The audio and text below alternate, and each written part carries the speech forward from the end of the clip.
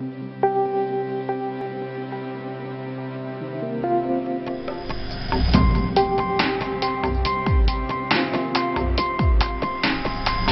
name is Bob Cargo. I serve as the Director of Church Planting for Perimeter Church. I'm Jim Moon, and I'm the pastor of Crosspoint Presbyterian Church. Well, my name is Jose Mateo. I am the church planter of Emmanuel Presbyterian Church. When I met Jim, he actually had gotten his start under the leadership of another Director of Church Planting here, the guy that preceded me, but when I met him, he really bore the marks of someone who was doing this by God's power and not his own.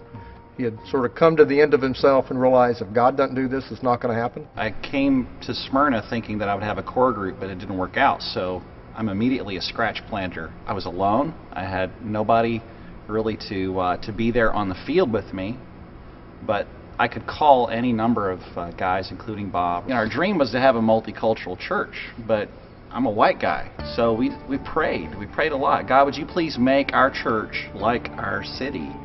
Smyrna is extremely diverse. So we're in this for 2.5 years. We've been praying, and God sends us Jose, and he's on staff with us like a co-pastor for 1.5 years, learning what he needs to learn about church planting, and then he was planting the church.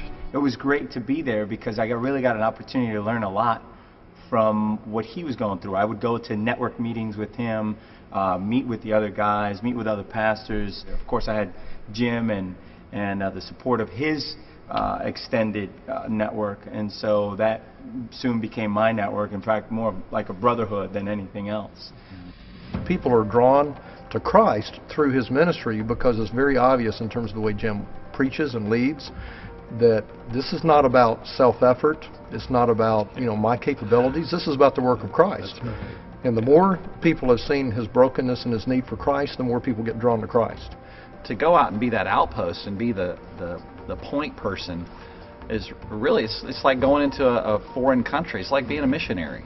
I can't tell you how many people are out there broken and hurting and think that they're hopeless. And the joy that I feel in sharing Christ with someone in that situation is far beyond my expectations. We wouldn't have made it without Perimeter. I probably wouldn't have even tried had they not been there to offer me support from the beginning. They helped me through some failings and some struggles that were really very difficult. Sometimes with some guys, they try to hide the failures and the stuff that's not so good and give me a real beautiful report every month. The great thing about meeting with Jim was that he was always just so transparent. Here's the good, the bad, and the ugly. No, I think it's desperate. Desperate. Yeah, desperate for help. I don't know what to do. We're going to make mistakes, and in fact, that's when God's glory is shown even more. It's exciting for me because this represents 3 generations of church planting, a movement of church planting. To see what God's done in Jim's ministry and through it. Jim had been in ministry in the Atlanta area earlier, in youth ministry, had headed off to seminary, and then through Perimeter's ministry came back to the Atlanta area to plant his church. And then a number of years later, as God grew their church, then he connected with Jose, and Jose's church has come out of Jim's church.